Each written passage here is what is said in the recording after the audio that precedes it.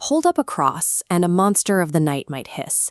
But if you see a hero clutching a simple bulb of garlic, you know exactly what kind of creature is hiding in the shadows.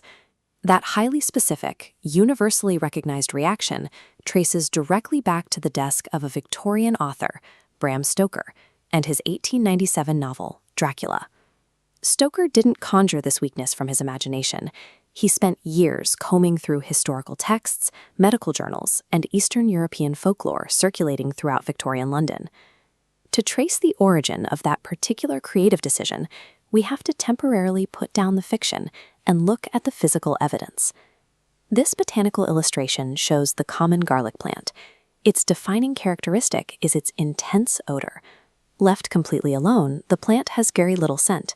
The intense smell is a defense mechanism that only activates when the plant's cells are damaged by crushing or chewing.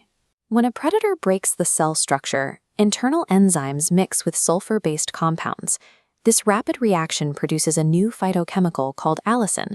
That resulting pungent gas functions as a highly effective natural insect repellent, while the allicin acts as a localized antibiotic. Early agricultural societies noticed that insects and pests avoided the plant. They started stringing it up around their doors and windows, eventually concluding that if it repelled physical pests, it could probably repel evil spirits too. Long before anyone wrote about a supernatural count, garlic was essentially early pungent biotechnology.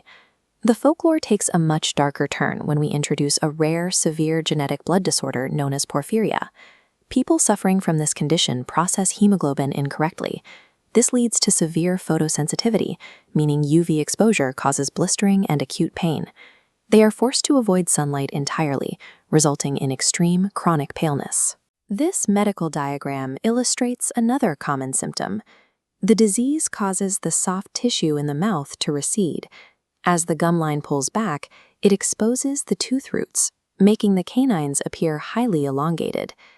Porphyria also causes severe liver dysfunction.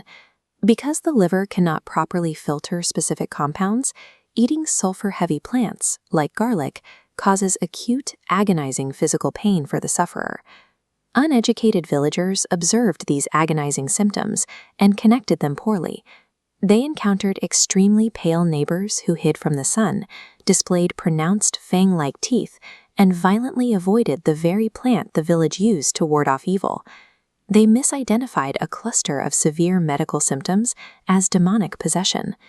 Centuries later, Bram Stoker combed through these exact local legends and medical records while plotting out his novel. He stripped out the tragic reality of the blood disease. He carefully isolated its terrifying physical symptoms: the pale skin, the aversion to sunlight, and the pronounced fangs. He took a very real biological intolerance to sulfur compounds and handed it to his protagonists as an impenetrable, supernatural defensive weapon. The cinematic trope of a vampire fearing garlic is the result of a centuries-long game of historical telephony. It is the direct collision of defensive plant biology, a tragic misunderstood blood disease, and the careful curation of a Victorian novelist.